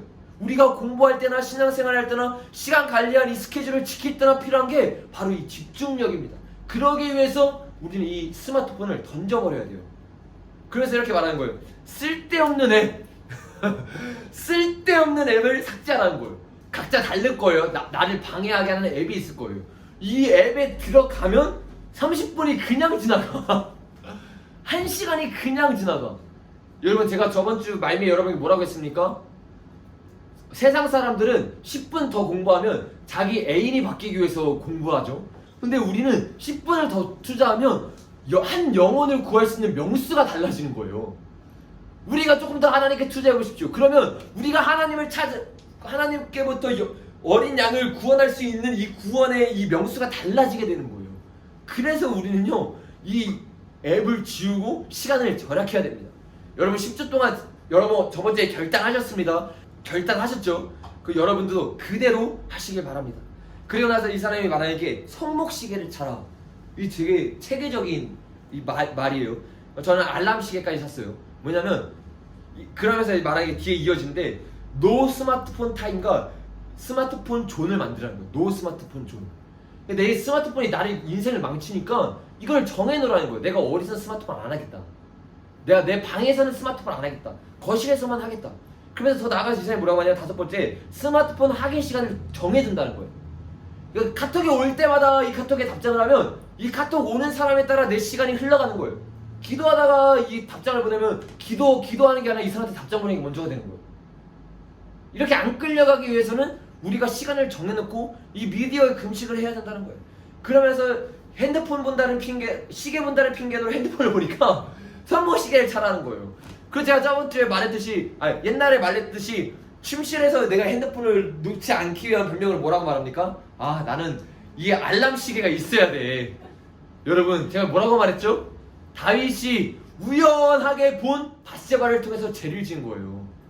우연하게 이 알람 시계를 위해서 가져온 시계에 있는 이 페이스북, 이 다른 뭐 유튜브, 인터넷을 통해서 내가 이것을 누르는 순간 다윗처럼 밧세바와 같이 범죄를 하며 이 우리아를 죽인 것처럼 범죄를 하게 된다는 거예요. 우리는 우리를 너무 믿으면 안 됩니다, 여러분. 다윗도 넘어졌는데. 그래서 저는 어저께 당장 가가지고 설교 준비하다 탑라이드 가가지고 알람 시계를 샀습니다. 알람 시계 듣고 일어나서 너무 크더라고요. 그래가지고 시험하는 사람 다 깰까봐 잠을 제대로 못 잤어요. 계속 설치면서 잤어요. 이거 너무 크면 어떡하지? 근데 어쨌든 잘 일어날 수 있습니다, 여러분. 이 스마트폰만 정확한 시간에 울리는 거 아니에요. 알람 시계도 제대로 된 시간에 울립니다. 그래서 알람 시계를 신뢰하시고 스마트폰을 밖에 놔두라는 말이 아니에요. 여러분 알아서 뭐 안 보이는 거 이불 뒤에 숨기던가 알아서 하십시오. 그렇게 나아갈 때 우리가 집중해서 우리의 스케줄 이대로 살아갈 수 있다는 것이에요. 여러분, 이 말을 들으니까 우리 가운데 어떠한 마음이 듭니까? 내가 철저한 신앙으로 나아갈 수 없었던 이유가 있었구나. 내가 진짜 저번 주에 들어서 우리가 깨달았지만 조금 더 구체적으로 이 시간에 대해서 나누니까 우리가 저번 주에 나눴지만 여러분 어떻게 사셨어요? 그래서 제가 개론만 나눴잖아요. 우리가 말씀 하루에 그 읽는 만큼 읽고 나서 카톡에 올리고, 그리고 나서 그 읽는 시간을 정확히 정해서 읽으라고. 그래 말해서 우리 카톡 보니까 다 하셨더라고요. 너무 잘하셨어요. 다 한 명도 빠짐없이 다 하셨어요. 근데 그거 빼고 아마 다른 시간에는 놀자 하지 않으셨나요? 이제 하나하나씩 제가 더 구체적으로 말해가는 거예요. 여러분 이렇게 시간을 짜면서 나아가길 바랍니다. 시간이 조금 너무 많이 길어졌네요. 근데 조금만 더 나누고, 우리가 일부러 오늘은 약간 강의식으로 알고 있기 때문에 우리가 찬양하면서 기도를 많이 했어요. 그래서 우리가 조금 더 나누기 원합니다. 마지막 한번 따라하겠습니다. 철저한 신앙과 시간 관리를 만들어주는 작은 습관. 여러분 이게 너무 중요한 거예요. 우리가 지금까지 철저한 신앙을 만들기 위해서는 철저한 시간 관리가 있어야 된다. 근데 이 철저한 시간 관리를 만들기 위해서는 아주 작은 습관이 우리 가운데 필요합니다. 이것을 모르는 사람들이 있어요. 그러니까 습관을 만들지 않고 그냥 막 도전했다가 일주일 지나고 2주일 지나고 다 실패해버리는 거예요. 이게 우리의 패턴이잖아요. 월요일날, 일요일날 깊이 은혜 받고 나서 월요일날 되고 화요일날 되고 수요일날 잘 살아내다가 목요일날부터 어떻게 됩니까? 무너지고 금요일에 되고 토요일에 되고 일요일날에는 다시 그 은혜 받기 충만한 마음으로 막 낮아진 마음, 막 가난해진 마음으로 교회 다시 오잖아요. 여러분 이건 좋은 마음이 아닙니다. 여러분 쳇바퀴 도는 신앙생활이 돼버리는 거예요. 이게 습관이 안 잡히는 거예요. 영적인 습관이 없어서 이렇게 되는 거예요. 제가 저번에도 말했듯이 이 영적인 근육이 없어버리는 거예요. 예배는 제가 뭐라고 비유했습니까? 예배는 한번 따라해볼까요? 예배는 헬스장을 3개월 끊는 거다. 예배를 들으면 뜨겁게 막 충만해서 와 내가 이대로 살아야겠다. 바로 그냥 3개월 일시불로 그냥 긁어버려요. 열정이 넘쳐나죠? 근데 여러분 그냥 끊는 거예요. 헬스장에 가는 건 뭡니까? 내가 삶으로 살아내는 겁니다. 우리는 그냥 예배 때 와가지고 그냥 끊어버려요. 그냥 끊고 나서 헬스장 안 가. 이게 살이 찌는 거예요 여러분. 살 못 빼는 겁니다. 몸이 좋아질 수 없는 거예요. 돈만 날리는 거예요. 이게 그냥 헬스장에서만 일어나는 게 아니라 우리의 영적인 생활에서도 일어나는 겁니다. 여러분 영적인 결단을 끊기만 하는 자가 되지 마십시오. 습관을 잡아서 영적인 습관을 잡아서 여러분의 삶 가운데 구체적으로 하나 실천하는 여러분이 되기를 바랍니다. 여러분 제임스 클리어라는 분 여러분 들어보셨어요? 이 사람도 베스트셀러 작가 중에 하나예요. 요즘 제가 무슨 약간 오늘 책 리뷰를 하는 것 같은데 여러분 동기부여 강의 듣는 것처럼 들으시면 안 됩니다. 동기부여 강의와 전혀 다른 거예요. 그 사람들과 우리의 중심은 전혀 다르기 때문이에요. 그 사람들의 중심은 뭡니까? 철저하게 내가 성공하기 위해서, 내가 좋은 마음도 있을 거예요. 내가 다른 사람에게 좋은 영향을 끼치기 위해서. 단순히 여기까지라는 거예요. 근데 우리는 진짜 우리를 위해서 나아가기 원하지 않고 싶은 마음이 있잖아요. 그쵸? 그래서 단순히 이거 동기유이 강의로 듣지 마시고 정말로 주님 앞에 주님의 마음을 받으시며 들으시기 바랍니다. 이 사람이 아주 작은 습관의 비밀이라는 책을 이렇게 쓰게 됐어요. 이 책이 뭐냐면 완전히 미국을 발칵 뒤집히고 유명한 회사들 있잖아요. 구글, 페이스북, 애플 등 이 세계의 두뇌들에게 극찬을 받은 이런 책이에요. 이게 너무 중요하다. 그래서 이 사람들이 실제로 이 책을 가지고 교육을 하고 이 책을 통해서 삶을 체계적으로 이렇게 준비하고 있는 거예요. 여러분 참 아이러니하지 않으세요? 세계의 미디어를 이끌어가는 사람들이 자기네들은 이런 교육을 하면서 미디어를 안 하고 있는 거예요. 자기는 이런 교육을 하면서 페이스북을 안 하고 구글을 안 하고 있는 거예요. 이 사람들 참 어떻게 보면 마약을 던져주고 이 사람들을 그냥 자기가 위해서 이 사람들을 그냥 이용하려는 사람들이 되는 거예요. 우리 여기 넘어가면 안 돼요. 우리 이렇게 작은 습관을 가진 사람이 돼야 됩니다. 근데 우리가 이 사람을 보면 이 사람이 지금 최고의 자기개발가 전문가거든요. 미국에서. 근데 우리가 이 사람의 삶을 보면 우리가 조금 도전을 받아야 될 필요성이 있어요. 이 사람이 처음부터 뛰어난 사람이 아니에요. 막 뭔가 이 원래부터 시간 관리를 잘했던 그런 사람이 아닙니다. 저처럼 시간 관리를 전혀 못했던 사람이에요. 이 사람이 운동선수였어요. 야구선수였는데 이 사람이 고등학교 2학년 때 일이에요. 이 고등학교 2학년 때 일인데 한번 제가 읽어드릴게요. 책에 나오는 이야기를. 고등학교 2학년의 마지막 날이었다. 어리석은 날라온 야구망망이가 퍽하고 내 얼굴을 강타했다. 친구에게 야구망망이를 딱 던졌는데 이게 미끄러서 날아갔는데 그게 이 책의 저자의 미간에 딱 꽂힌 거예요. 근데 이 심각성이 어디까지 갔냐면 이 미간이 여러분 어디랑 가깝습니까? 뇌까지 이게 영향을 미쳤어요. 이 사람이 이게 응급실에 가가지고 딱 의사가 말하는데 의사가 이렇게 말했어요. 올해가 몇 년이지? 그러니까 이 사람이 1948년이요. 근데 그때는 2002년이었어요. 지금 대통령이 누구지? 빌 클린턴이요. 그때 대통령은 조지 부시였어요. 내가 망가진 거예요, 여러분. 당신의 어머니의 이름이 뭐지? 어머니의 이름을 말할 때까지 10초가 걸렸대요. 이 뇌가 완전히 망가진 거예요. 여러분 야구망망이 아시죠? 이거 잘못 맞으면 뼈 부러집니다. 이걸로 미간을 딱 맞으니까 야구 선수 하려는 어떤 한 아이의 휘두른 방망이도 얼마나 강했겠어요, 여러분. 이 사람이 정상적인 삶으로 돌아올 때까지 8개월이라는 시간이 지났대요. 8개월이 지나서 겨우겨우 이제 운전을 다시 할 수 있을 정도로 고등학교 2학년인데 미국에서 그런지 모르는데 운전을 했나봐요. 어쨌든 운전을 했다는 거예요. 근데 이런 사람이 그 대학에 이제 야구로 들어갔는데 어떻게 들어갔냐면 당연히 이제 몸적으로 문제가 생기니까 어떻게 되냐면 2군으로 들어간 거예요. 근데 놀라운 일이 벌어집니다. 그 4년 사이에 이 사람이 졸업할 때쯤에 최고의 선수가 돼서 그 학교를 졸업했어요. 그리고 나서 지금 여러분 어떤 일을 하고 있습니까? 여러분가 나눈 것처럼 최고의 자기개발 개발자가 됐어요. 그리고 이 뉴욕타임즈의 베스트셀러가 됐고 블로그 월 방문수가 100만 명이 되는 그렇게 글을 잘 쓰는 사람이 됐어요. 이 사람이 어떻게 자기가 이런 사람이 될 수 있느냐의 책을 쓴 게 바로 이겁니다. 근데 이 사람의 결론이 뭐냐? 한번 따라해볼게요. 1%의 작은 습관. 너무 중요한 거예요. 이게 성경에 나오는 말이에요. 작은 일을 섬기는 사람이 누구를 섬긴다고요? 잠언에서 왕을 섬기는 사람이 된다고 말하고 있잖아요. 성경에서는 작은 일을 소홀히 하라고 말하고 있지 아니에요. 우리 마태복음에서도 예수님이 말하기를 이 작은 것에 순종할 때 주님의 열매를 맺을 수 있다고 이 1%의 습관은 성경에서부터 여러분 먼저 말하고 있는 겁니다. 여러분 자기개발이 뭔지 아세요? 성경의 영적인 원리들을 빼앗아 온 거예요. 그러니까 성경에서 심는 대로 걷는다고 그대로 행하니까 성공할 수밖에 없는 거예요. 딱 그 진리만 딱 빼온 거예요. 그리고 일본이 그 대표적인 얘기잖아요. 그렇지 않습니까? 일본이 하나님을 믿는 국가는 아니었어요. 근데 그 하나님의 자유민주주의 체계를 그대로 가져왔어요. 그러니까 어떻게 됩니까? 영적인 원리를 심는 대로 거두니까 일본이 성장하는 거예요. 이게 이 자기개발과 같은 원리입니다. 어쨌든 이 사람이 했던 말이 뭐냐면 이 1%의 작은 습관을 가지고 있는 거. 근데 1%의 작은 습관이 뭐냐면 남들이 보기에 아무것도 아닌 것 같은 일. 이게 우리를 바꾼다는 거예요. 그게 우리가 저번 주에 했던 일입니다. 저번 주에 여러분 우리가 뭐 했습니까? 잠은 몇 장? 몇 장이 아니에요 여러분. 5절입니다. 5줄. 웃기죠? 5절을 읽고 녹음해서 카톡에 올리는 거였어요. 이게 진짜 아무것도 아닐 일인 것 같아요. 근데 제가 여러분에게 말했죠. 이게 여러분의 삶을 어떻게 변화시키는지 보시라고. 이게 바로 이 원리라는 거예요.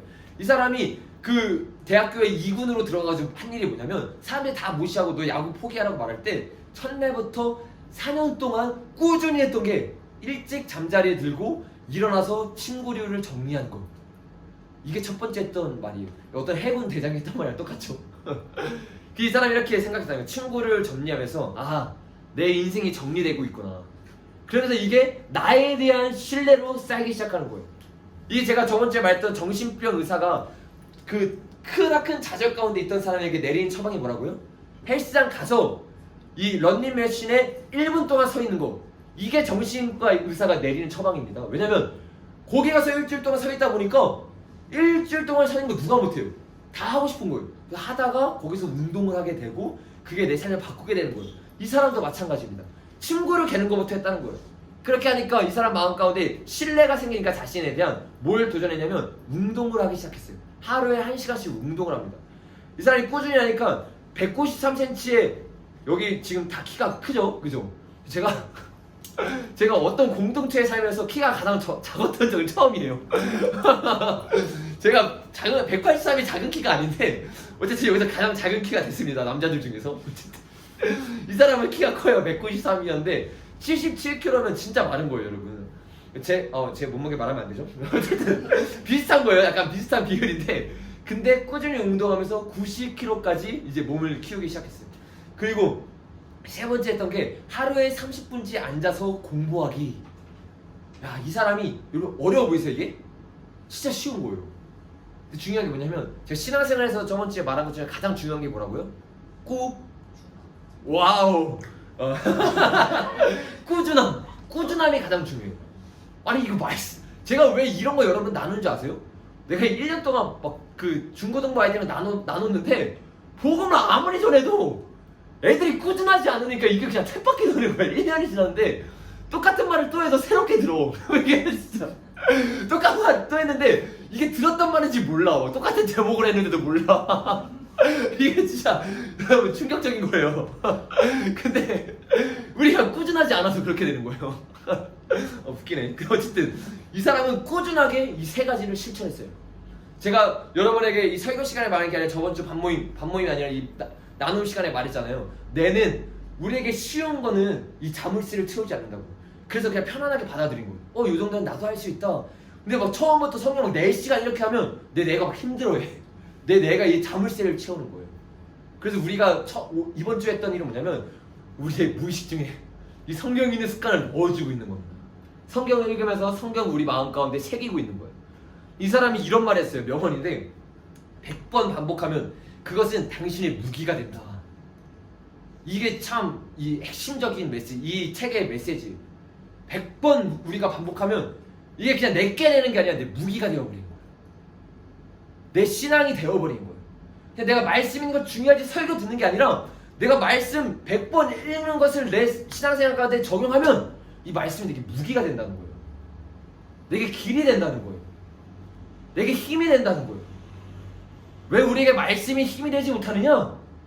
말씀을 100번 연속으로 읽어오는 사람이 없다는 거예요. 왜 기도가 우리의 힘이라는 것을 깨닫지 못하느냐? 왜 성경에 적혀있는 거고 왜 어떤 사람의 이야기인 것 같고 왜 하나님의 사람들의 이야기인 것만 같고 내 삶 가운데서는 이게 안 일어나느냐? 나는 이것을 꾸준히 한 적이 없다는 거예요. 나는 배짱이라는 거예요. 자문에서 뭐라고 말합니까? 개미도 겨우철을 위해서 이 식량을 준비하는데 그래서 여름을 다 보내는데 하나님을 위해서 신앙을 산다고 하는 사람들이 하나님을 위해서 하루를 산다고 말하는 사람들이 꾸준함이 없다는 거예요. 여러분 우리 정말로 회개해야 됩니다. 이거 바꿔야 돼요 여러분. 내가 안 바뀌면요 교회는 안 바뀌고 교회가 안 바뀌면 세상이 안 바뀝니다. 우리는 꼭 변명을 돼요. 공산주의자는요 나라를 변명돼요. 야 저 나라 때문에 내가 못 산다. 근데 교인들은요 야 저 교회가 안 바뀌어서 나라가 안 바뀐다. 웃기고 있네. 우리가 안 바뀌어서 안 바뀌는 겁니다. 제가 말하는 한국교회는 나를 말하는 거예요 여러분. 한국교회를 위해서 진짜 지적도 하죠. 그러나 한국교회가 우리가 일부이지 않습니까? 아니 내가 안 변하면서 무슨 한국교회를 변하라고 말해. 내가 진짜 주님 앞에 이런 철저한 신앙생활을 하고 있지 않은데 주님 앞에 주님의 왕된 삶으로 나아가고 있지 않은데 무슨 말을 합니까? 여러분 말씀이 나의 무기가 되게 하십시오. 기도가 나의 무기가 될 수 있도록 나의 영적인 습관을 만드십시오. 그래서 정말로 힘들 때 여러분의 무기가 말씀이라는 걸 깨닫게 되시길 바랍니다. 정말로 낙심해서 다 포기하고 싶을 때 여러분 무릎 꿇는 게 여러분의 진정한 무기라는 것을 깨닫고 알게 되는 여러분이 되시기를 바랍니다. 여러분 우리가 이런 습관이 우리 가운데 생길 수 없는 이유를 이 사람이 이렇게 말해요. 습관은 한번 따라해볼게요. 중요한 거니까. 습관은 영적인 습관은 장복기를 거친다. 이게 아주 중요한 거예요. 습관은요 잠복기를 거친대요. 바로 일어나는 게 아니에요. 그래서 사람들이 포기합니다. 예를 들어볼게요. 여기 영어 잘하는 사람이 있을지도 모르니까 아무도 못할 것 같은 프랑스어. 프랑스어를 여러분 3일 공부해보세요. 무슨 일이 일어나겠습니까? 그건 똑같이 그냥 샬라샬라 하는 것처럼 들리는 거예요. 아무 일도 일어나지 않아요. 이 조그만 습관이 우리에게 바로 일어나는 게 아니에요.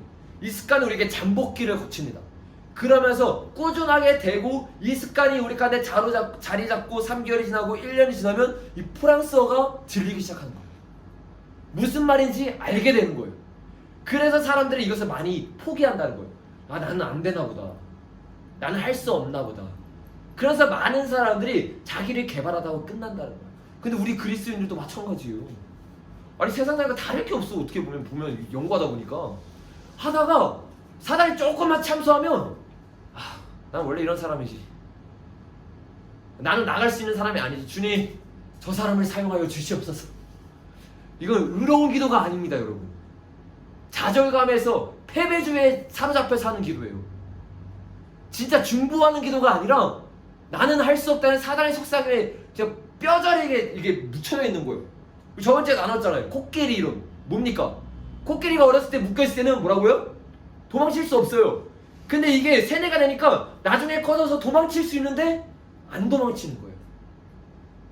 여러분 우리 이렇게 되면 안 됩니다. 이거 박살내야 돼요. 우리는 하면 된다는 거 알아야 돼요. 주님 안에서 능치 못한 힘이 없다는 것을 알아야 돼요. 우리의 믿음이 세상을 이긴대잖아요. 근데 왜 숨어 있습니까? 왜 안 된다고 합니까? 여러분 일주일 동안 실패하셨습니까? 또 일어나세요. 또 일어나세요. 여러분, 의인은 성경에서 뭐라고 말합니까? 대저 의인은 뭐라고요? 7번 넘어져도 8번 일어난대잖아요. 다시 일어난대잖아요. 의인이 안 넘어진다는 게 아니에요. 성경에서 말하는 의인의 기준이 뭡니까? 안 넘어지는 게 아니에요. 7번 넘어진대잖아요, 여러분. 근데 하나님을 바라보면서 다시 일어나는 거예요. 주를 앙망하는 자는 뭘 얻습니까? 새 힘을 얻습니다, 여러분. 그래서 여러분, 낙심하지 말고 이 잠복기 가운데 넘어지지 마세요. 꾸준히 나아가십시오. 우리 시작한 지 1주 됐습니다. 9주 남았어요. 여기서 같이 설교 예배 드릴 날이 11주, 12주 정도 남았어요. 그때까지 철저하게 여러분 포기하지 않고 계속 나아가십시오. 이게 그 모죽이라는 대나무입니다. 모죽은요, 씨를 뿌린 후 5년 동안 아무리 물을 주고 가꿔도 싹이 나지 않는데요. 이거 사람들이 생각하는 거예요. 야, 얘는 죽었나 보다. 그러니까 이런 지식이 없는 사람은 어떻게 하냐면 발로 까버리겠죠. 그냥 걷어내고 다른 걸 심겠죠. 예수님 말씀이 생각나지 않으세요? 이 1년이 지나도 열매를 안 맺는 거. 근데 예수님의 마음을 알고 성경을 아는 사람은 어떻게 하냐면 포기하지 않습니다. 예수님 뭐라고 중보합니까?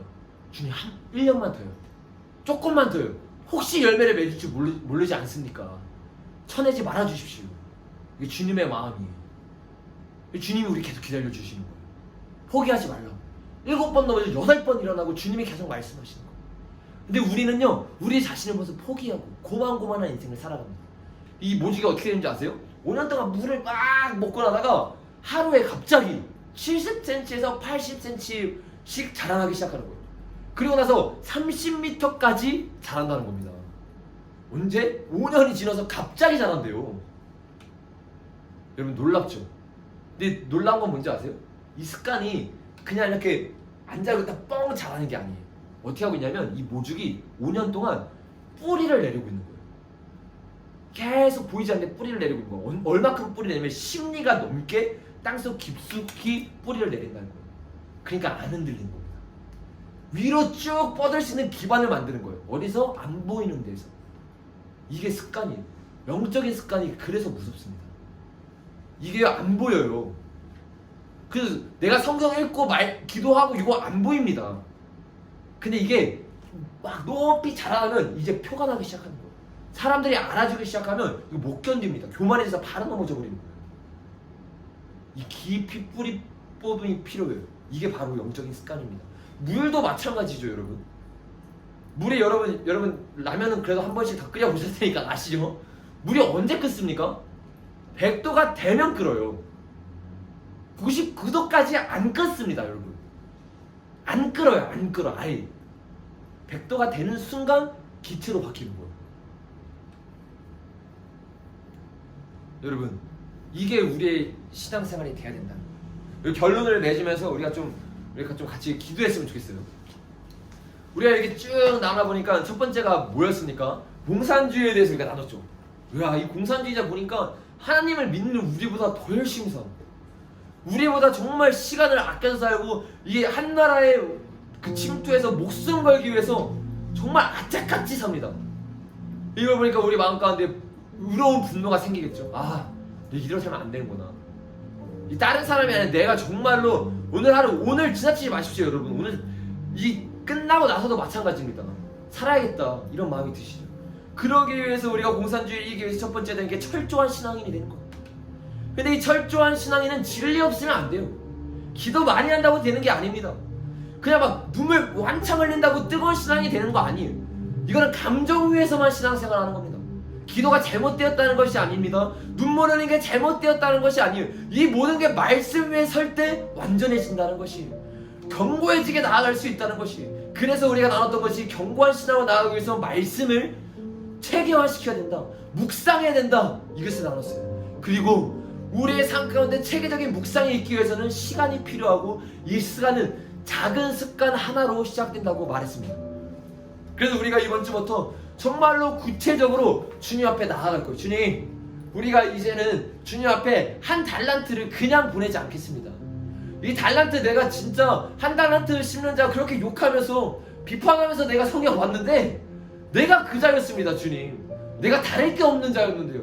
내가 왜 내가 2달란트 가진 자라고 생각했죠? 왜 내가 5달란트 가진 자라고 생각했죠? 내 삶에서는 1달란트 가진 자처럼 살고 있었군요. 회개합니다.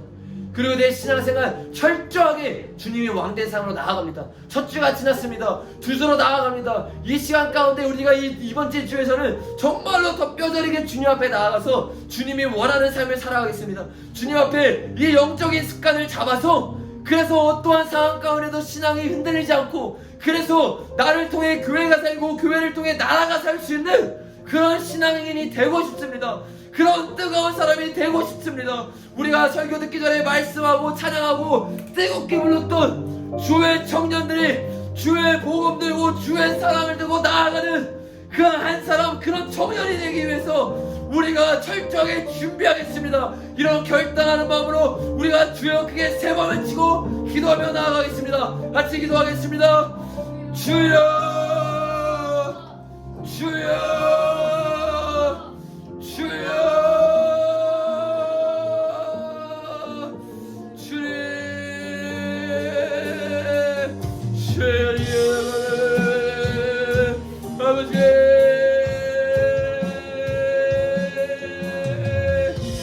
주님, 여러분 주님 앞에 결단하십시오. 단순히 눈물을 흘리는 게 중요한 게 아닙니다. 지금 이 짧은 시간에 뜨겁게 만나는 것보다 여러분 제대로 결단하십시오. 이제는 내가 셔버리즘적인 신앙을 하는 게 아니라, 이제는 내가 고만고만한 신앙을 하는 게 아니라 정말로 주님 앞에 철저한 신앙인이 되겠습니다. 아버지, 내가 뜨거운 신앙인이라 생각했습니다. 내가 깨어있는 신앙인이라고 생각했습니다. 그런데 주님, 나는 깨어있는 신앙인도 아니었습니다. 아버지, 아버지 깨달아 알기를 원합니다. 주님, 주님, 주님, 아버지, 그동안 나는 노래하는 배짱이었습니다. 신앙생활 한다면서 그냥 내 취미생활이나 하는 자였습니다. 얼마나 추상적으로 신앙생활했는지, 얼마나 추상적으로 예배드렸는지, 아버지요, 아버지요, 내 삶 구석구석 비춰주시옵소서. 내가 얼마나 잘못된 신앙생활, 얼마나 감정적인 신앙생활 했는지 아버지 비춰주시옵소서. 주님이 비춰주고 있습니다. 여러분, 여러분의 삶을 어떻게 나아가야 하는지 주님이 비춰주고 있어요. 주님이 말씀하고 있습니다. 여러분, 주님께 들으십시오. 주님이 여러분의 인생을 어떻게 나아가야 되는지 알려줄 것입니다. 주님, 청년들이 예수의 끈을 끌고 인류에서 주님을 구하며 주님 앞에 고백하십시오. 아버지, 나는 이 가사의 뜻을 몰랐습니다. 이 가사의 뜻을 몰랐습니다. 주님, 이것이 어떤 뜻인지 몰라서 살아내지 못했습니다. 아버지, 이제는 노래하는 자가 아니라 살아내는 자 되게 하소서.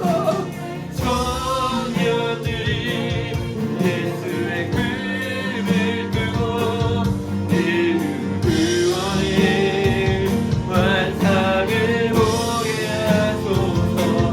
한 손에 복을 들고 한 손에 사랑을 들고 온 땅 구석구석. 주님, 우리가 이제는 노래가 아니라 우리의 삶으로 고백합니다. 주의 청년들이, 주의 청년들이 예수의 끈을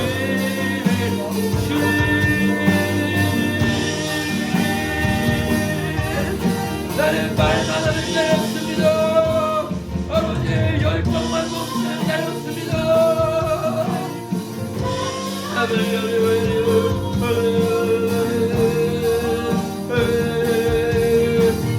우리가 주님 앞에 이런 마음으로 고백하며 찬양하겠습니다. 주의 청년들이, 주의 청년들이 예수의 끈을 끌고 이룬 구원의 완상을 보게 하소서.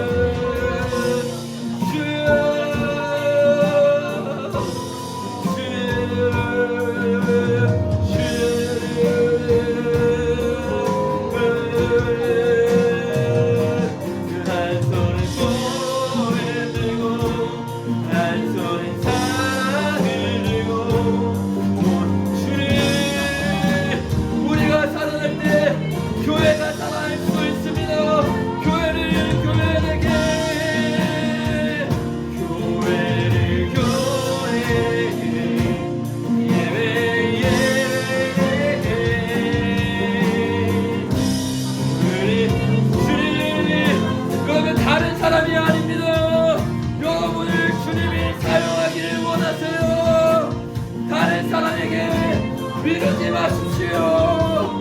열등감에 빠져서 좌절감에 빠져서 내가 아니라 말하지 마십시오. 교회를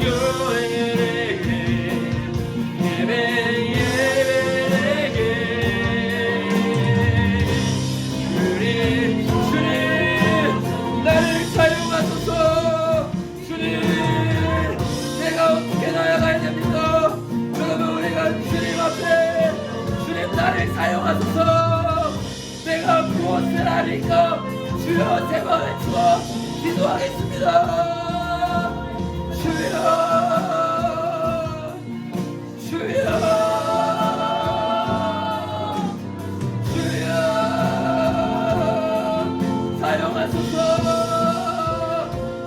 진정한 불의 날 우리 마로 주님 여러분을 주님에게 주님의 길을 묻고 있습니다. 한 명 한 명에게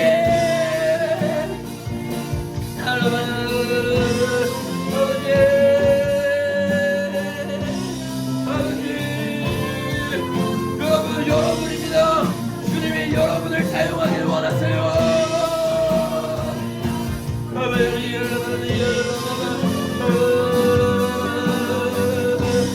우리 사용하소서. 교회를 교회에게 예배에게 우리 사용하소서. 진정한 불의 날 우리 마로로 우리 사용한 성령의 예배하리. 성령 안에 예배. 그러면 우리가 주님께 사용받을 수 있는 방법은 오직 성령에 충만합니다.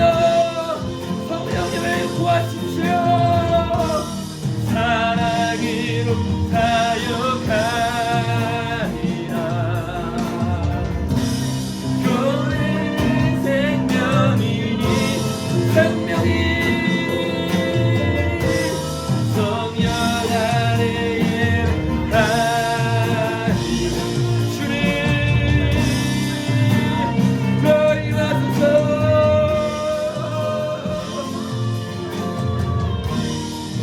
사랑으로 사역하리.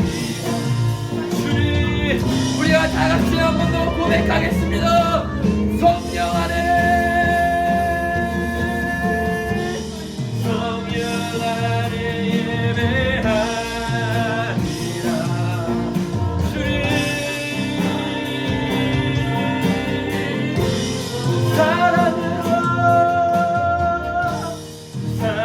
사랑으로 사역하리라. 주님 교회를 교회에게 예배에게 우리를 사용하소서. 진정한 불의 날 우리 마음으로